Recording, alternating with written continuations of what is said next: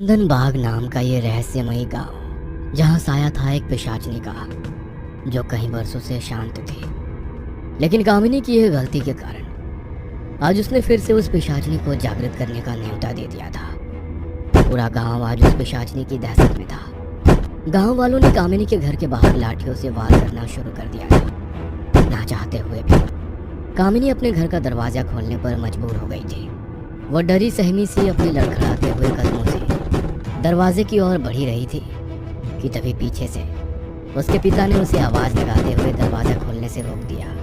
अपनी बेटी कामिनी की ढाल बनकर उसके पिता ने अपने कांपते हुए हाथों से दरवाजे को खोला तो सामने का दृश्य देखकर वो दोनों डर से कांप उठे। गांव वालों की आंखों में एक अलग ही आक्रोश था।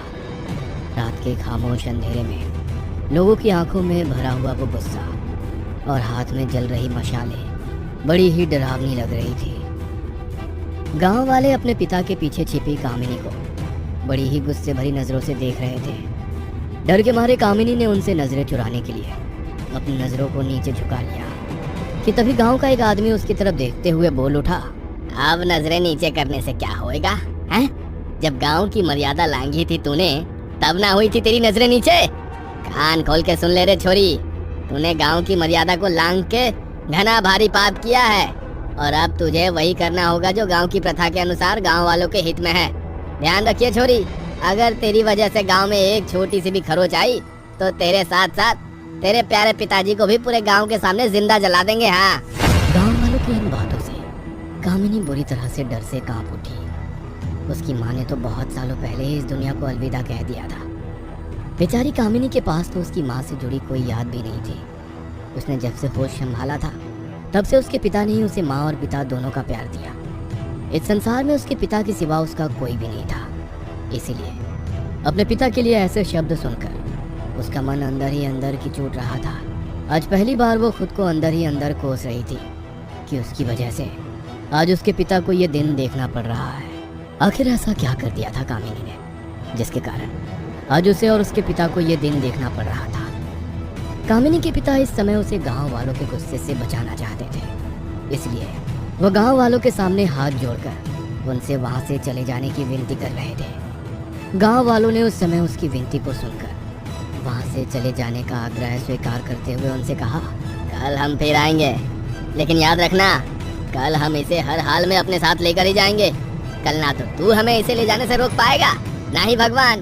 कान खोल के सुन ले रे छोरी, कल शाम ठीक 7 बजे तू दुल्हन के लिबास में तैयार मिलनी चाहिए हमें, ना तो तू बहुत अच्छे से जानती है कि हम तेरा और तेरे इस बूढ़े बाप का क्या हाल करेंगे। हाँ। इतना कहकर अपने हाथों में जल रही मशालों को लेकर गांव वाले उनके घर से दूर आगे की ओर बढ़ गए। मोहनलाल अपनी बेटी को लेकर अपने घर के अंदर चला गया और अपने बिस्तर पर बैठकर अपने माथे को पीटता हुआ खुद को कोसते कोसते रोते हुए कहने लगा, ठीक कहती थी तेरी माँ कि निकल चलो इस मनहूस गांव से।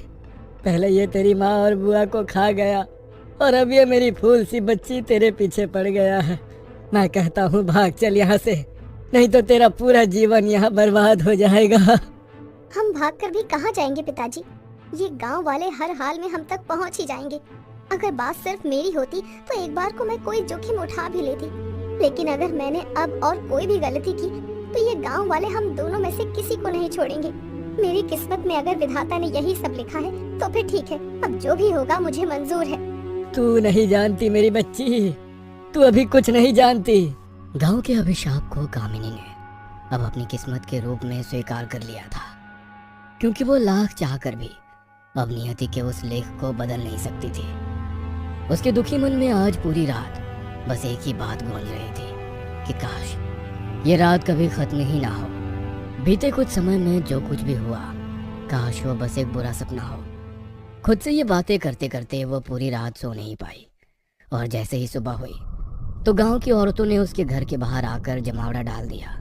कामिनी समझ गई थी कि अब उसे वही करना है जो गांव वाले चाहते हैं, इसीलिए वो नहा धोआ कर नए कपड़े पहनकर घर से बाहर आ गई। उसके घर से बाहर आते ही गांव की औरतें नींबू और मिर्ची से उसका उतारा करने लगी और देखते ही देखते पीले रंग के नींबू गहरे लाल रंग में बदल गए।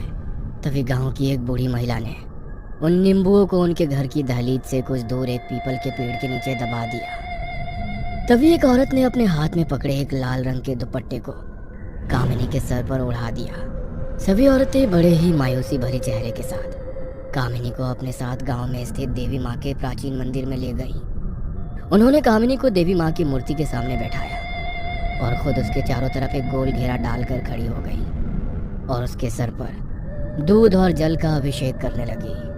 उसके बाद उन्होंने अनामिका के पूरे शरीर को हल्दी से लेप दिया और अपने हाथों से उसकी बलाएं उतारने लगी और बिलखती हुई अपनी आंखों में आंसू लिए उसके हाथों में लाल रंग की चूड़ियां पहनाने लगी। उन सभी को देखकर कामिनी का मन और ज्यादा घबराने लगा। उन्होंने उसके चारों ओर बनाए गोल घेरे को तोड़कर देवी माँ के चरणों में सिंदूर चढ़ाया और सिंदूर की उस डब्बी से कामिनी के हाथों पर कुछ आकृतियां बनाई। देवी माँ के सामने माथा टेक के वे सभी औरतें कामिनी को उसके घर ले आई और कामिनी के हाथ में एक बक्सा थमाकर वहां से चली गई। शाम को जब कामिनी के पिता उसके कमरे में गए तो कामिनी को देखकर उनकी आंखों में आंसू आ गए। कामिनी दुल्हन के जोड़े में सजी किसी अप्सरा से कम नहीं लग रही थी। उसके पिता मोहन लाल ने उसकी ओर बढ़कर उसके सर पर अपना हाथ रखते हुए कहा, मुझ जैसा भागा बाप भला कौन होगा जो जीते जी अपनी बेटी को मौत के मुंह में जाते हुए देख रहा है।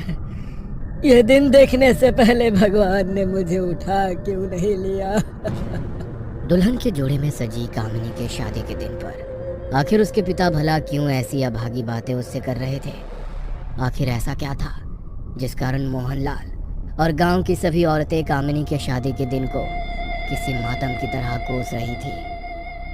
मोहनलाल अपनी बेटी को अपने सीने से लगाता हुआ अपने आंसुओं को रोक नहीं पा रहा था। कामिनी अपने हाथों से अपने पिता के आंसुओं को पोंछने लगी कि तभी उनके दरवाजे पर जोर की ठक ठक होने लगी। मोहनलाल ने जाकर घर का दरवाजा खोला तो गांव की औरतें कामिनी को लेने घर के बाहर आ चुकी थी। मोहनलाल ने कामिनी को बाहर बुलाया और उन्हीं में से एक बूढ़ी औरत ने कामिनी को एक लोहे की कील और माचिस उसके पर्स में रखने के लिए दी। कामिनी ने उसके हाथ से माचिस और कील को लेकर अपने पर्स में रख लिया और वो उन औरतों के साथ साथ चलने लगी। उसके पिताजी मोहनलाल भी उन सबके पीछे पीछे चलने लगे। कुछ देर चलने के बाद रास्ते के एक चौराहे पर उसी बूढ़ी औरत ने सूखे चावलों से देविका की नजर उतारकर चौराहे के बीचों बीच रख दी और फिर से सभी आगे की ओर बढ़ने लगे। कुछ देर चलने के बाद उन्हें सामने एक बड़ा ही आलीशान बंगला दिखाई दिया जो बेहद खूबसूरती से सजा हुआ था। उस बंगले की खूबसूरती को देखकर कामिनी का मन भी उस पर मोहित हो गया, लेकिन वो उस बंगले को नजरअंदाज करती हुई आगे की ओर बढ़ने लगी। तभी कामिनी को टोकते हुए पीछे से उस बूढ़ी महिला ने उससे कहा कि तुम आगे कहाँ जा रही हो मेरी बच्ची? यही तुम्हारी मंजिल है। अपना दायां पैर इसकी पहली सीढ़ी पर रखकर आगे की ओर बढ़ो। उस बूढ़ी औरत की बात सुनकर कामिनी ने अपना दायां पैर पहली सीढ़ी पर रखकर अपने कदम आगे की ओर बढ़ाए और वो औरतें उसे उस बंगले में सजे शादी के मंडप में ले गई। कामिनी के चेहरे पर एक अलग ही घबराहट थी। वह डरी सहमी सी मंडप में बैठी ही थी कि तभी पंडित जी ने आवाज लगाते हुए कहा, वर को मंडप में लाया जाए। पंडित जी की बात सुनकर कामिनी ने जैसे ही अपनी नजरें उठाकर देखा तो सामने अपने दूल्हे को देखकर उसके होश उड़ गए। उसे लगा मानो किसी ने उसके साथ कोई भद्दा मजाक किया है। उसकी शादी एक 60 साल के बूढ़े अपाहिज आदमी के साथ भला कैसे हो सकती है? आखिर कौन था वो बूढ़ा अपाहिज आदमी जिसके साथ कामिनी की शादी हो रही थी? आखिर ऐसी क्या